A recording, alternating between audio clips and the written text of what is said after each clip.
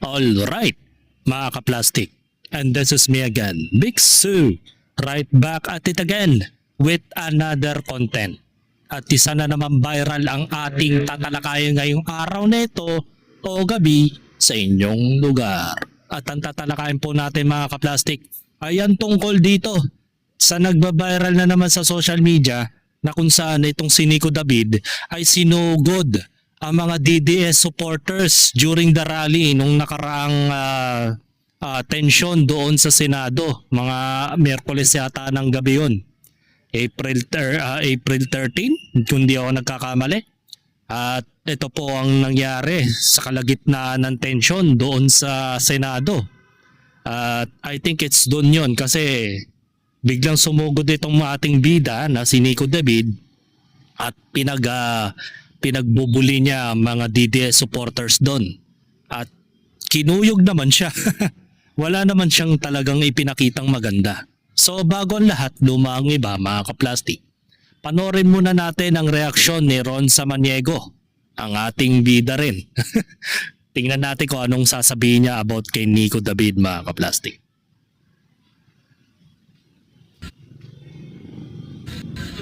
Kung siya sumugod. Hindi ko David nagpapaliwanag pa siya. Ito baka gutom ka. Yan ay si Nico David, bata ni Trillanes yan. Anak niya yan eh. Ngayon mamaya. David yan. Ang taas ka lang. Walang laman ang utak niyan, papatulan nyo. Huwag yung papatulan, si Nico David, walang laman ang utak niyan. Dito tayo. Walang laman ang utak niyan. PWD yan, yung ganyanin yan. Grabe naman kayo. Alam nyo, may pinaglalaban din naman yung mga tao, hindi lang naman din kayo may pinaglalaban. Ang problema lang, nag-iisa siya, sumugod siya doon, puro mga DDS kalaban niya. Ang tapang niya. Ang lakas ng loob niya, totoo lang. I mean, pagdating sa balls, he's got the cojones, no? He's got the cojones to actually go there para banggain yung mga pro-DDS, no? Pero nag-iisip ba? I mean, honestly, is that safe? Tama ba yung ginawa niya ngayon? I mean, I wouldn't even do that. Papasok ako sa teritoryo ng kalaban, kung kalaban ko man sila, di ba? Hindi ko gagawin yun. Manggugulo ako doon, mabubuisit ako doon para na mabuisit sila. Parang ang labo nun. Alam mo, kaya nandun yun kasi syempre, ang isang content creator na basta susugod agad at malakas sa loob, baka may backer yan, hindi natin alam, baka may backer yan, meron talaga siyang somebody na malakas na sumusuporta sa kanya. At the same time, hindi natin alam, baka binayaran siya para pumunta dyan. So I don't know, I could only assume, di ba? I could only speculate, no? Mamaya, yung sinasabi mo Doc Ron Samaniego, halos totoo yun. Na meron talagang tao sa likod ni Nico David kung bakit naglalakas loob tong Indorotot na to na magpakita siya doon sa rally ng mga DDS supporters. Hindi naman siya pupunta ron ng walang dahilan at hindi rin naman siya mag-aaksaya ng oras doon kung hindi siya binayaran, mga ka-plastic. At marami na nga nagsabi, isa na po doon yung class S na pangit na si Ato ay sinabi rin na mismo na talagang wala silang meron talagang nagbabayad kay Nico David. At inamin naman niya yun during the elections of BBM versus Leni Robredo that time, di ba? So, malaking speculations nga naman na meron talagang tao sa likod ni Nico David kung bakit. Mamaya papaliwanag nga ni CJ Hero kung anong klaseng tao itong si Nico David at kung ano-ano mga pinagsasasabi niya sa kanyang vlog, mga ka-plastic. Na lubhang nakakasira sa ekonomiya o sa environment dito sa Pilipinas. Hindi ko alam kung bakit hindi pa ito tinitake down yung kanyang channel at marami pa rin nang naniniwala sa bobong nila lang na yan, mga ka-plastic. Gaya nga na sinabi ng mga rallyista, walang utak yan si Nico David. Talagang bobo yan. Sinayang niya yung kurso niyang EDUC. Major rin yata siya, P6. O something na psychology. Tapos ganon, mga ka-plastic. Wala. At yun, 'di ba? Pinapamukha ni Nico David sa mga DDS supporters na siya ay parang napakatuwid. Para yung mga galawan niya, parang galawan ng mga dilawan. Dahil galawan ni Trillanes, ang lakas mang asar. Akala naman niya ay makakatulong siya sa pagtakbo ng ekonomiya dito sa Pilipinas. So yung speculations mo, Ron Samaniego, medyo malapit-lapit na rin. At hindi ka rin basta-basta nanguhusga kay Nico David dahil alam mo na, di ba? Mahilig magdemanda yung hinayupak na yan. So, panoorin natin itong commercial. Commercial muna tayo para kay Nico David.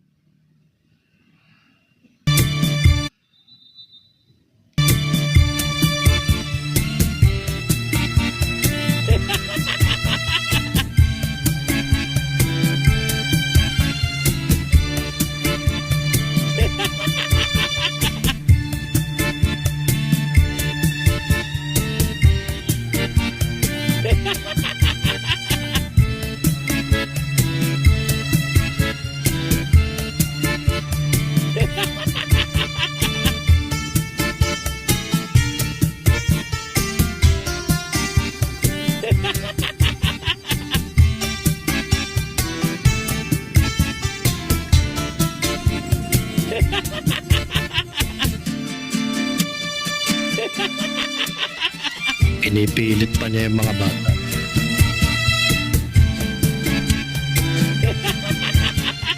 So hindi lang to basta debunk, may demanda pa. I don't Ganyan no, ganyan talaga magiging resulta Ron Samaniego kapag inakusahan mo itong taong to. Demanda agad. That's the reason why nanalo siya sa kaso ni Boss MG. Sa laban nila ni Boss MG. Hindi ko alam kung paano nanalo sa kaso itong taong to kasi nga maraming tumulong sa kanya. Naawa na lang dahil ginamit daw yung PWD card. Pero may isa pang revelasyon na sana na ilalabas ni Makagago eh. Sayang eh. Naawa lang talaga tong si Makagago. Ito yung talagang inaabangan ng mga netizens dito sa social media. Yung part 3, mga ka-plastic. Pag nailabas ni Makagago to, sigurado tameme ito. Talagang tatahimik siya at maglalaho na to sa social media, mga ka-plastic. Kaya, ganun naman talaga eh. Kapag hindi kaya ang argumento, mag-ano na lang, dedemanda. Ganon kaduwag ang mga intelihenteng kagaya ni Nico David. Tapos nag-aangad ka pa ng interview kay Norman Mangusin. Hindi daw niya kailangan ng views. Bigay mo na lang daw sa mga desperado. Desperadong gumagawa ng content kay Norman. Eh bakit mo kinukuha si Norman Mangusin kung hindi ka pala ganun ka-desperadong tao? 'Di ba? 'Di ba? So, magtungo na tayo sa tensyon na nangyayari doon sa Senado na nandun yung mga DDS supporters at biglang sumulpot itong hindorotot na nilalang na ito na PWD attack. So, panoorin natin tong taong to kung gaano siya kagali.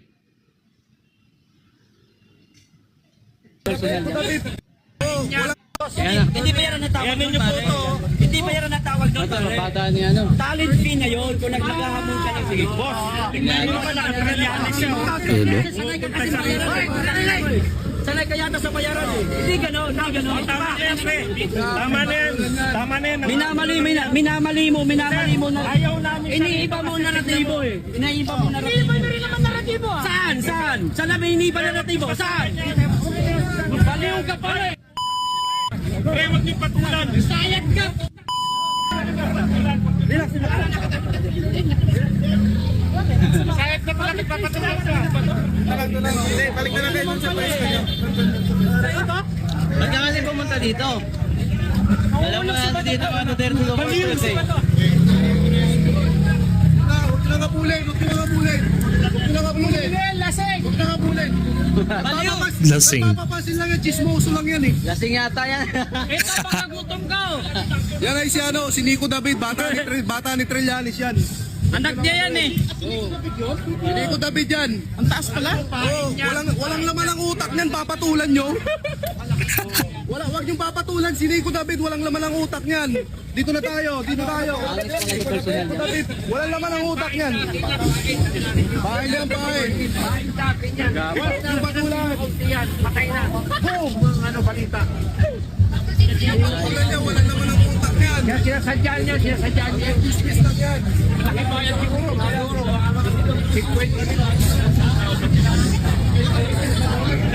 Mas tama ano eh. Oh, pogi-pogi oh. Ayan, ha? Wala pa yan sila sa harapan. Hindi ko nakabutan. Hinanap ko eh. Nandito nga pala. Ay, dito ba to? Punta ka dyan.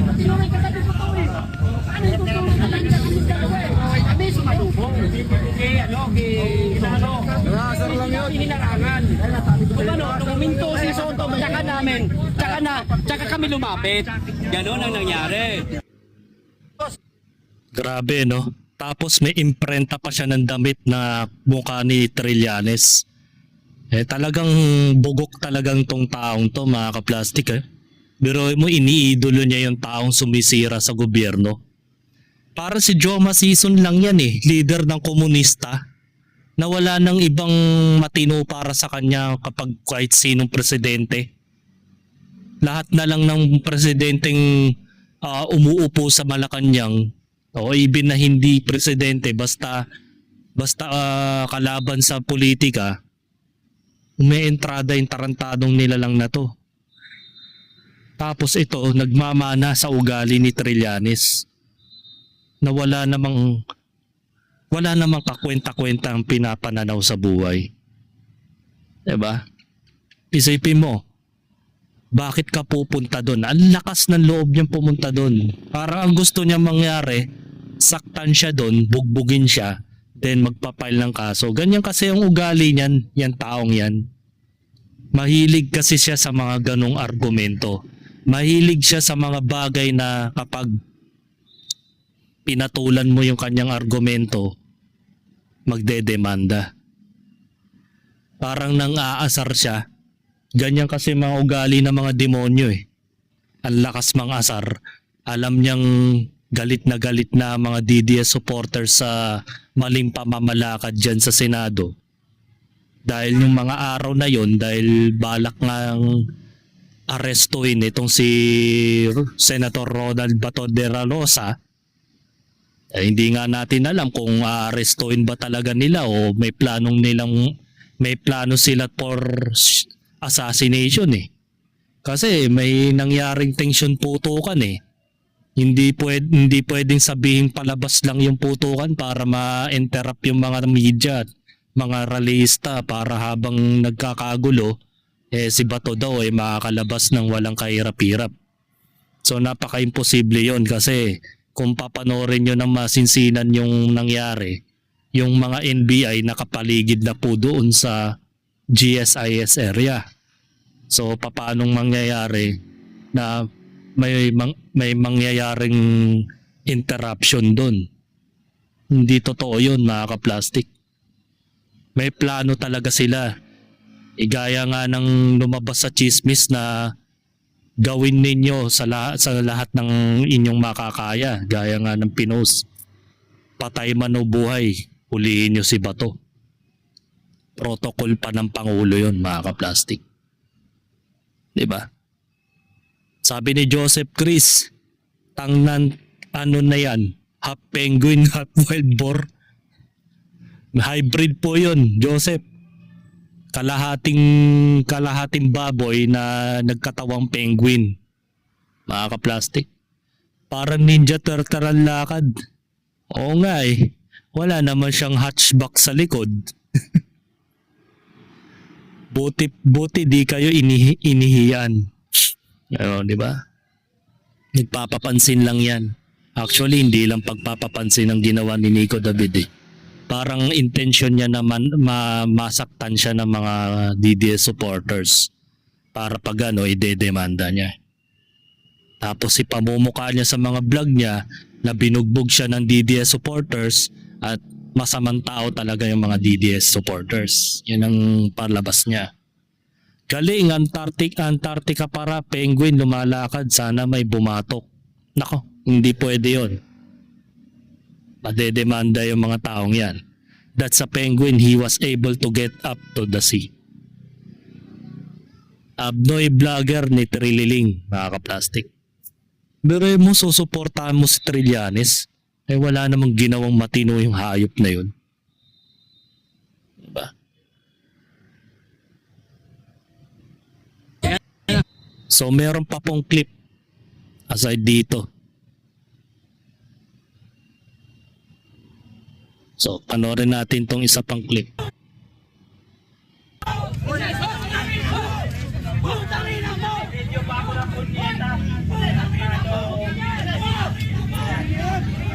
Papuntahin mo nito yung leader mo! Papuntahin mo nito yung leader mo! Kikina mo! Papuntahin mo nito si Renico, hindi ikaw! Gago! Magpinipili. Akarin yung nila, mga punyeta. Kilala ko! Halata naman bayarang vlogger yan si Nico David, mga kaplastik eh. Ito po, panoorin natin ang sinabi ni CJ Hero about kay Nico David. At nadadawit siya doon sa controversies about doon sa mastermind na si Martin Romualdez. Siya yung pinakapunot dulo o yung mastermind sa likod ng korupsyon dito sa Pilipinas. So ano kaya sasabihin ni CJ Hero dito? Panoorin natin.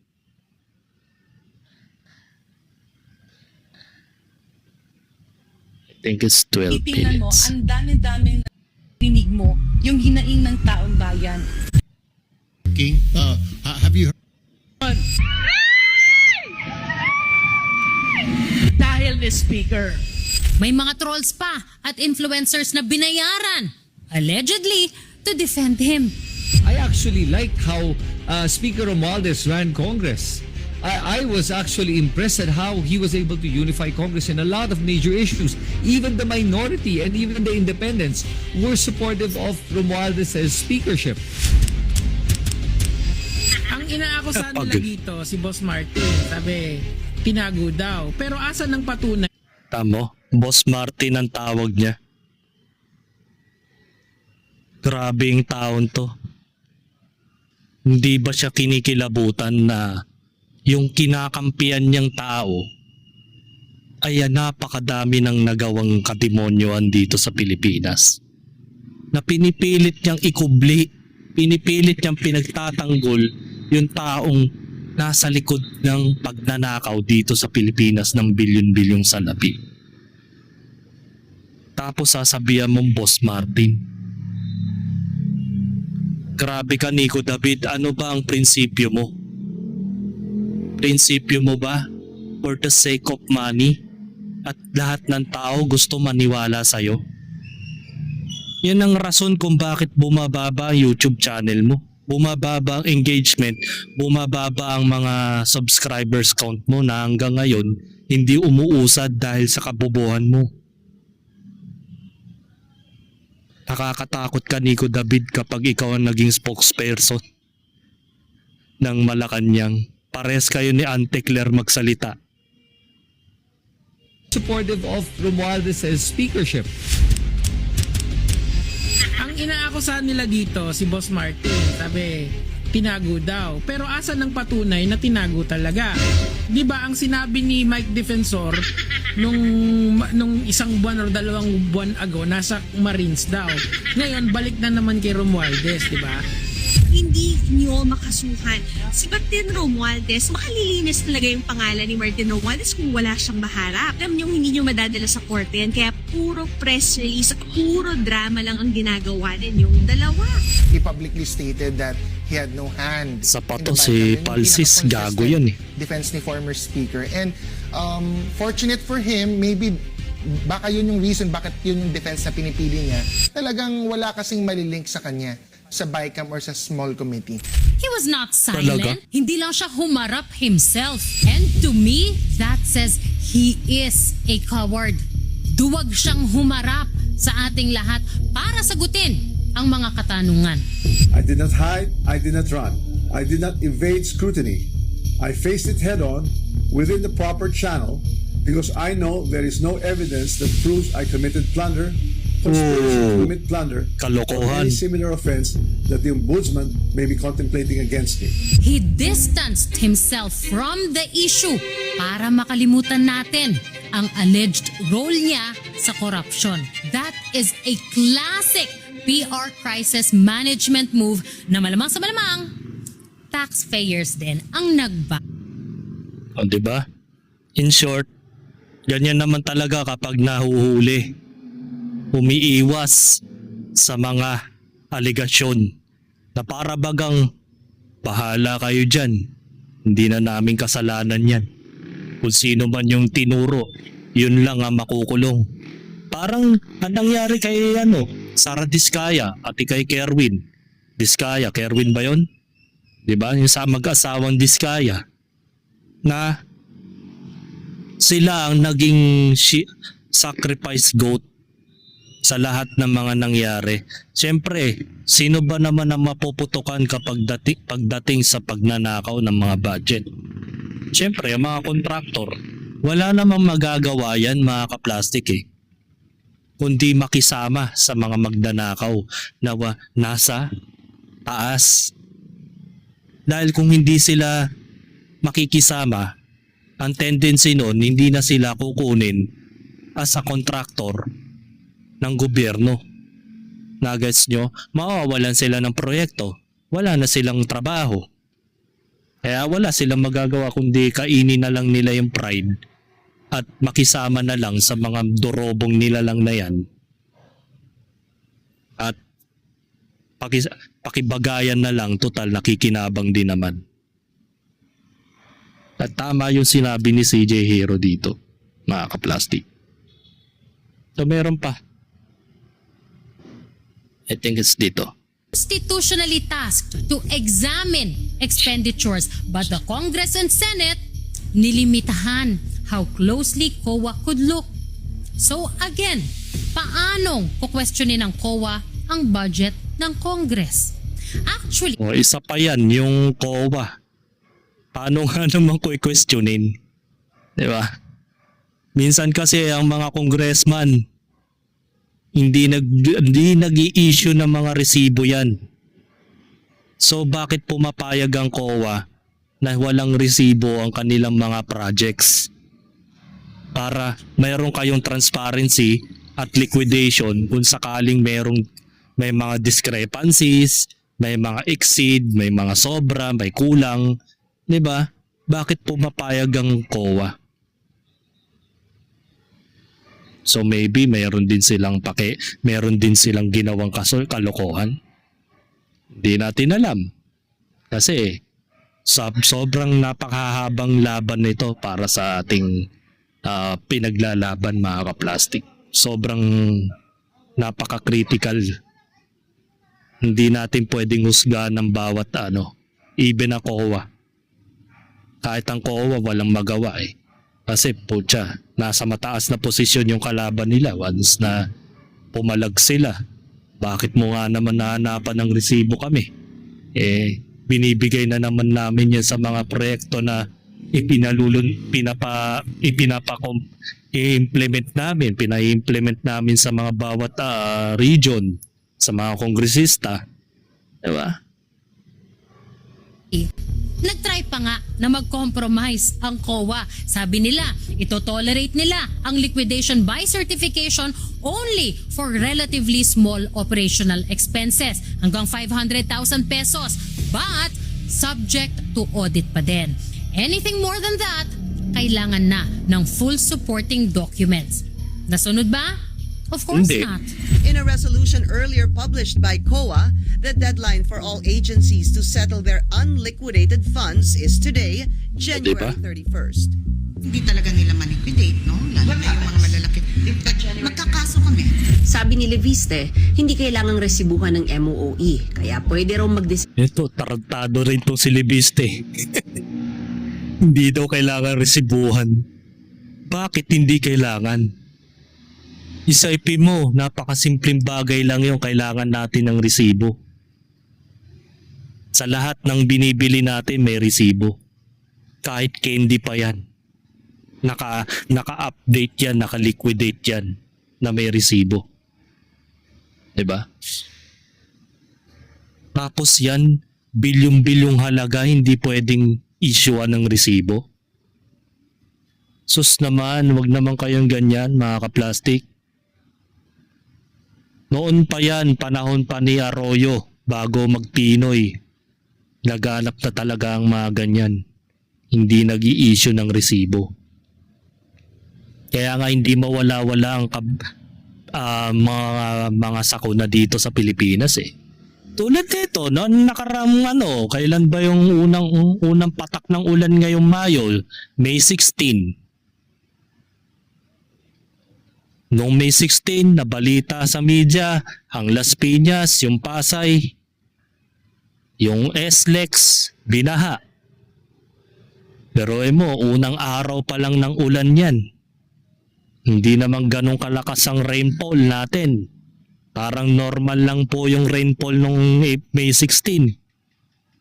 Pero bakit binaha ng halos umabot na ng baywang? Patunay lang talaga na wala nang kalidad ng ating flood control. Hanggang ngayon wala pa ring nagagawa ang gobyerno.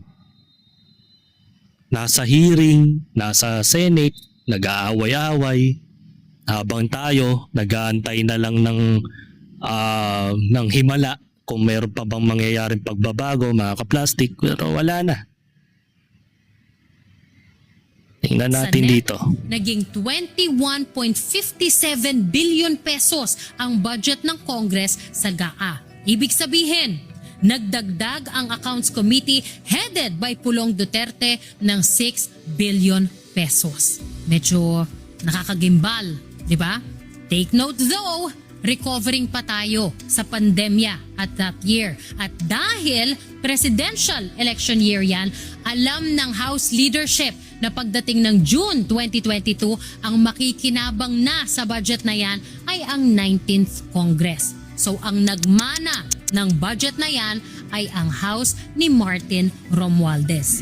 From the outset of the 19th Congress, we committed ourselves to a singular purpose: to be the vanguard of progress, the custodians of justice, and the architects of a future where every Filipino, regardless of station, has access to opportunity, security, and dignity. We have not wavered. We have not faltered. Together, we have rewritten what is possible. Tapos na ang election year. So ang expectation, bababa even a little ang budget ng House. No. In 2023, the first fiscal year na ang in charge ay ang mag-asawang Romualdez sa budget ng House. From the President's proposal of 15.97 billion pesos, nagdagdag ng 12.04 billion pesos ang Grabe, mag-asawang Romualdez sa budget ng House. Paldo. Kaya kumapal ito to 28.01 billion pesos.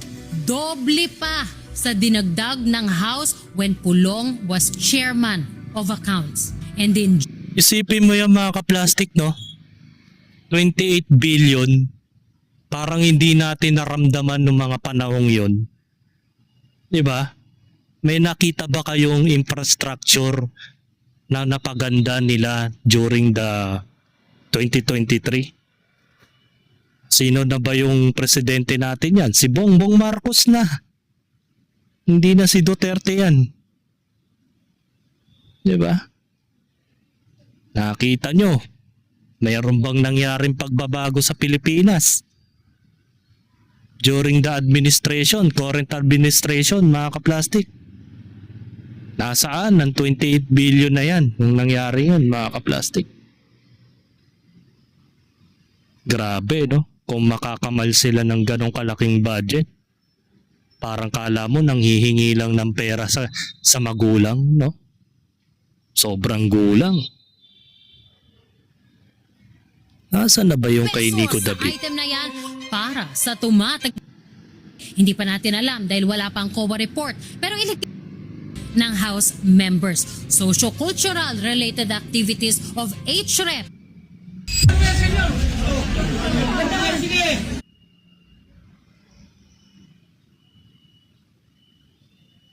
Valdez, can you honestly say that the savings being realigned to and within MOOE are legitimate savings and that there is no padding or over appropriation happening?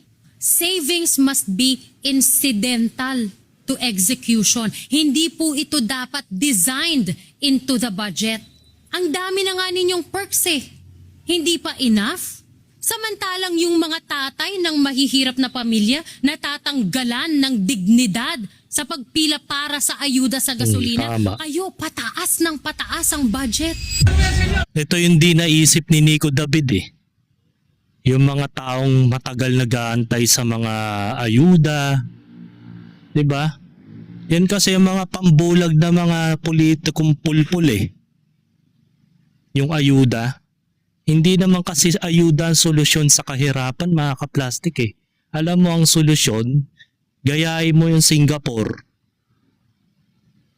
Ang mga gobyerno sa Singapore, yung mga mahihirap doon, hindi nila hinahayaang walang trabaho yun. At hindi nila hinahayaang walang bahay yun na tinitirhan. Ganun sila kamalasakit sa mga tao. Ayaw nilang nakikitang nasa lansangan ka nakatira, natutulog ka sa kung saan-saan, sa sulok-sulok, nakikita kang walang trabaho, nanlilimos. Ayaw nila ng ganun sa Singapore. Ang gusto nila, mga kaplastik, mabigyan ka ng oportunidad even na may edad ka man, may kapansanan o wala. Talagang doon, lahat ng tao, employed lahat.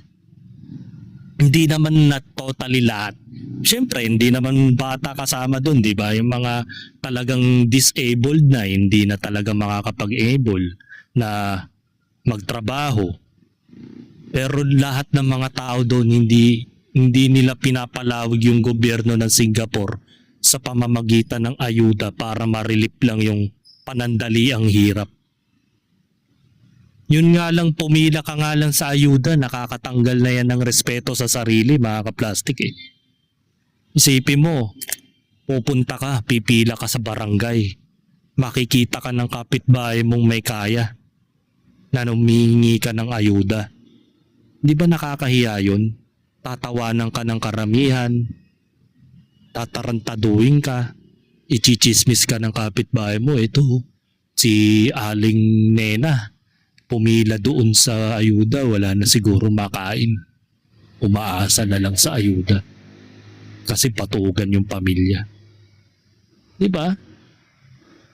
Yun yung sinasabi ni CJ Hero na tinanggalan na nila yung sarili nila ng prinsipyo para lang maibsan yung gutom na panandalian lamang. Tas bibigyan ka pa ng, pahihirapan ka pa ng DSWD. Sasabihin nila, qualified ka na makatanggap ng ayuda. Pero nung pumila ka na doon, wala na. Masasabihin ng tarantadong teller nila na o agent ng DSWD na wala ka sa listahan, hindi ka pa kwalipikado kasi hindi ka pa umiedad ng 70. Hindi ka pa umiedad ng 80. Kaya hindi ka pa pwedeng mabigyan ng karapatang ayuda. Ito ba hindi ba naisip ni Nico David to, mga kaplastik? Yung mga mahihirap na tao, gagawin nilang katatawanan, papipilahin, pabibila rin ng araw. Hindi nila naisip yon. Imbes na makaka-relieve ng kahirapan, lalo din yung pinatay yung tao. O tingnan mo nangyari dito, mga kaplastiko. May namatay.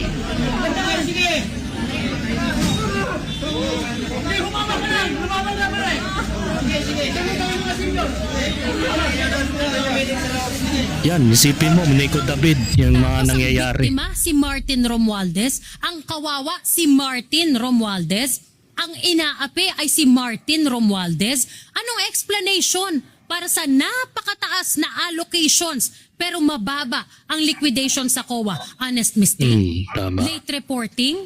Nasaan ho ang mga resibo ninyo? Dapat kayo ang may disallowance kung transparency lang din ang pag-uusapan.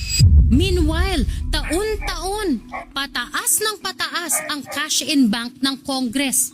3.95 billion pesos in 2019. Nadagdagan ng 220 million in 2020 kaya naging 4.17 billion.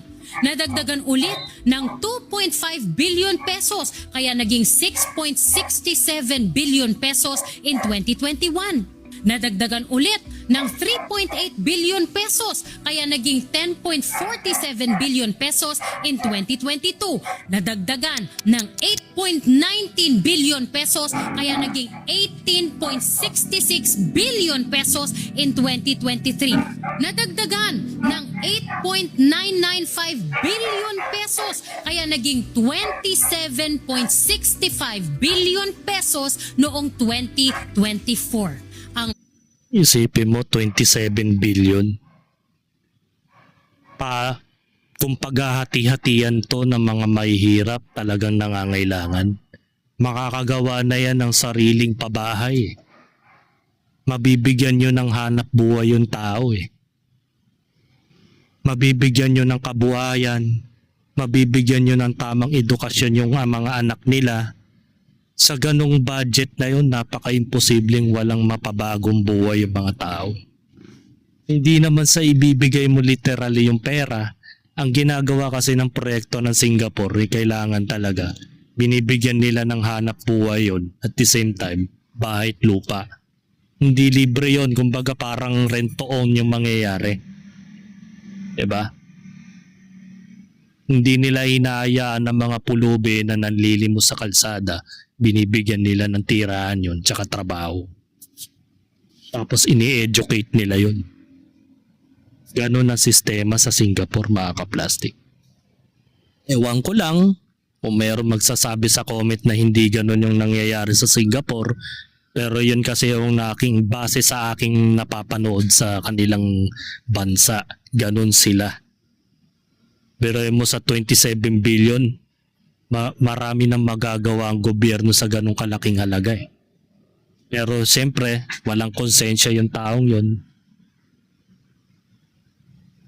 Napupunta sa wala yung pera. Ano, Nico David, masaya ka ba sa ganito? Na nakikita mo yung mga taong bayan naghihirap? Masaya ba? Diba? Saan ho yan? To explain what happened in 2021, no? I understand you work with them, but I think we need to hold our leaders. Ginawa. Hindi totoo na wala siyang ginawa. Otherwise, di pinalusot na yun, di ba? Yes, sir. So, It also distorts fiscal planning. Dahil ang economic managers natin, binabase yung deficit programs, yung borrowing programs, yung expenditure targets natin on the figures in the GAA. So we should be able to confidently assume na lahat ng numero na nandito reflect real and executable needs. Kapag inflated ang numbers na yan from the start, mas malaki ang uutangin ng gobyerno. Bababa ang allocation para sa ibang sectors or tatanggalan na lang ng budget ang project sa iba, all because of funding levels sa Congress that were never actually intended to be used as program. Aabot sa atin na mga ordinaryong mamamayan yan. Isipin ninyo, Sana. dahil gusto nila na may savings sila, ang napapala natin, delayed services, hindi pantay-pantay na project Atrato. implementation, mas masikip na fiscal space para sa mga programa that directly affect our daily lives. Pondo para sa health, pondo para sa edukasyon, infrastructure pati social protection programs. Tapos ang solusyon ninyo, libreng kuryente sa mahihirap, temporary Or employment sa tupad, Tupad. walang humpay na pila para sa ayuda, kaya may AIX dahil kay speaker, kaya may AKAP dahil kay speaker, ayuda, ayuda, ayuda, ayuda, punyeta! May namatay na nga, di ba? Bumulagta ang motorcycle taxi rider na ito habang nakapila para sa 5,000 fuel subsidy sa Quezon Memorial Circle kahapon. Sinubukan siyang saklolohan at bigyan ng CPR ng mga kapwa rider. Nico David, hanggang sa napapanood mo dumating ba ang to? isang medic.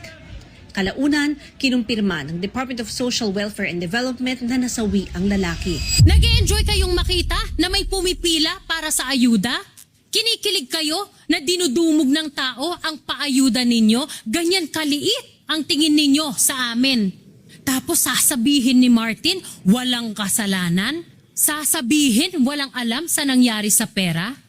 Pero Gago sabi nga. niya, no speaker can personally control every committee. Sige nga, try to throw your wife under the bus. Kasi kung hindi mo magagawa yan, then you cannot make us believe malinis ka sa naging kalokohan sa committee ng best friend mo na si Zaldico. Lalo't bilyon-bilyon din ang unjustified increases sa budget ninyo sa Congress dahil sa asawa mo.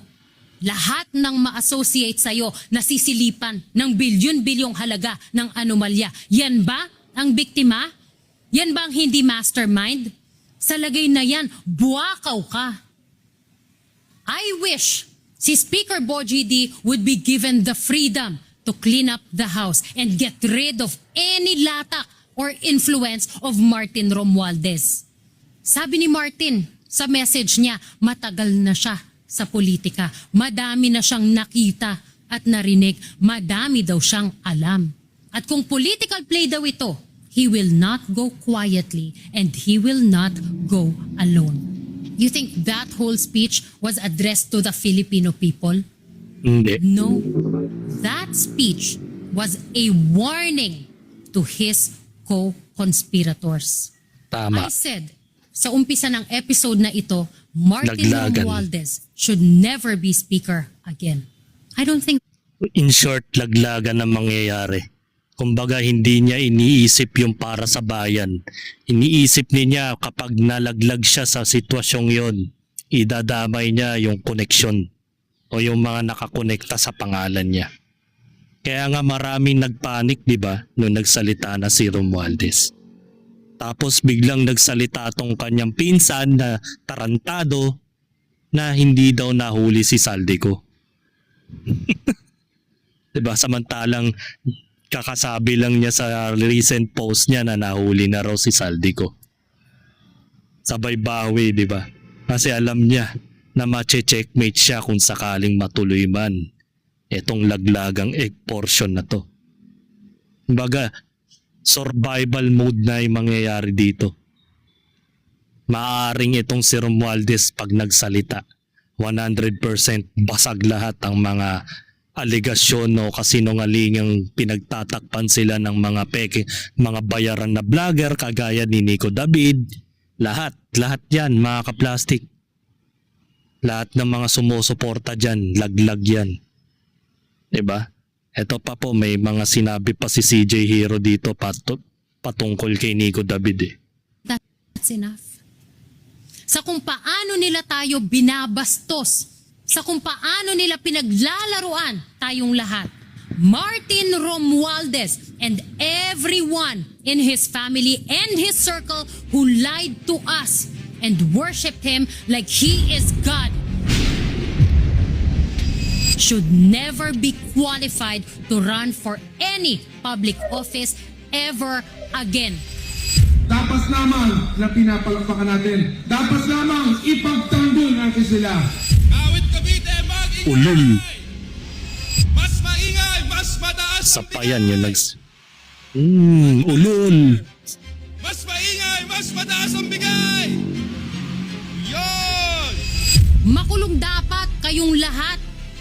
And all of you who will defend Martin Romualdez after all of this, who will defend Yeda after all of this. Well, I'm happy that Martin expresses readiness to face the probe on the thought control mess, di ba? Kasi Payad na bato, payad, kung ang walang gago. tinatago, ganyan ang ginagawa, di ba? Haharapin. Eka nga ni Laila de Lima nun, I'm here, Mr. President. Do what you want to do to me. Bakit ba laging si Romualdez, si Boss Martin lang yung tinatarget ng mga DDS?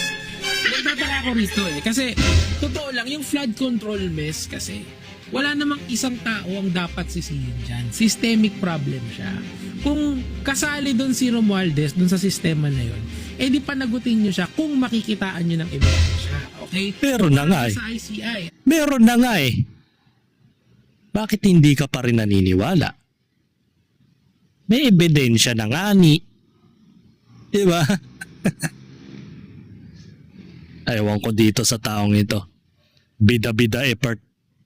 Tapos nung hinarap siya ng mga DDS supporters, atras siya bigla. Diba? Wala siyang kwenta. Nagtatapang-tapangan, gusto lang masuntok para may masabi lang na salbahe ang mga DDS supporters. Ipapamukha niya sa kanyang social media accounts na siya ang tama at siya yung biktima. Play victim tong hayop na to eh. Tama nga yung sinabi ng mga kaaway niya sa social media eh. Even kahit si makagago WhatsApp man, tugmang-tugma sa ugali niya. Tugmang-tugma yung mga sinabi ni Boss MG kay Nico David na talagang pabiktim tong taon to. Even si Atty. Libayan, narinig ko rin na ganyan talagang galawan niya. Nagpapaawa kapag nasa dehadong sitwasyon na. Wala ka talagang kwenta, Nico David. After all of the sinabi ni CJ Hero, hindi ka pa rin naniniwala na mayroon pa rin talagang connection? Even yung investigasyon ni Senator Dante Marcoleta, lahat ng mga kinakanta ng mga contractors, even yung si Guseta, even yung si Saldico at iba pa ay kumukonekta kay Martin Romualdez. Hindi ka pa rin naniniwala. Di ba? Nasa sayo na lang yan kasi di ko alam kung magkano ang binayad sa'yo. Pero palagay ko malaki-laki rin eh. Sanay ka naman maging bayaran eh. Tama lang yan, ibenta mo ang kaluluwa mo sa demonyo. Tingnan na lang natin kung paano ka makakaligtas. Diba? Ano ang findings ng ICI? No adverse findings. Meaning to say, walang malakas na ebidensya to at least file a complaint against Malado. I am not done. One way or another, he will go down. And I will make sure you all go down with him. I am CJ Hero. Proudly, PGMN. Yon yung huling mensahe ni CJ Hero. Sigurado to kapag halimbawang naitama ni CJ Hero itong mga pinaglalaban nila. Damay kayong lahat, mga vlogger na kupal. Palagay ko 100% hindi na to mapapatawad itong si Nico David. Kawawa ka, Nico David, kapag napatunayan na talagang puro kasinungalingan yung mga sinasabi mo sa social media. Talagang hindi ka na makakalaya. Biroy mo, may kaaway ka na si Makagago. Checkmate ka na rin doon kapag binirada mo na naman si Makagago. Ngayon, mache-checkmate ka pa ng isang babae na si CJ Hero. Isang malaking kahihiyan nito dahil ang pinasok mo sa politika, nasa mali ka na naman. Sa maling tao ka na naman kumampi. Diba? Tingnan na lang natin kung ano magiging kapalaran mo in the next 2 years. Kapag si Sara Duterte na naging presidente. So hanggang dito na lang ang aking opinion, and this is me again, Big Sue, lagi nagsasabing ang mga plastic ay matagal mabulok dahil ang mga plastic ay toxic. Kaya, what's up mga ka-plastic? And this is Combid, commentary video na video live stream. Signing out. Alright. Mga ka-plastic, kung nagustuhan nyo ang aking video, isubscribe nyo lang ang aking channel. At the same time, i-hit nyo rin ang notification bell at yung all para ma-notify kayo sa aking susunod ko pang video sa aking YouTube channel. Maraming salamat po mga kaplastik.